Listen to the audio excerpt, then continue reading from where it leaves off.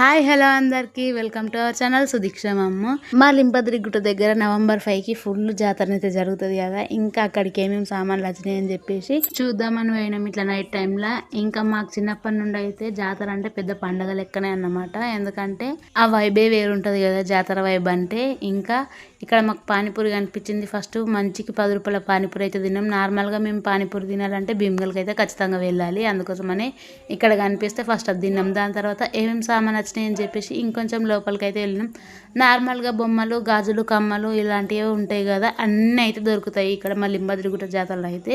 జాతర అంటే minimum entertainment ఉండాలి కదా, అందుకోసమే ఆడుకునే వస్తువులు కూడా మస్తుంటాయి. ఇంకా లాస్ట్ ఇయర్ ఇవి కూడా రాలేవు, అందుకోసం ఈసిరి ముందే వచ్చి ఫిట్టింగ్స్ అన్నీ అయితే అయిపోయినాయి. ఇంకొంచెం ముందుకైతే వెళ్ళినాం. కాకపోతే వాళ్ళు అప్పుడప్పుడే సామాన్ తెచ్చుకొని అయితే ఇంకా ఓపెనింగ్ కూడా చేయలేరు. ఇంకా వీడియో నచ్చినట్టయితే లైక్ చేయండి, సబ్స్క్రైబ్ చేసుకోవడం మర్చిపోకండి. ఉంటా మరి, బాయ్ బాయ్.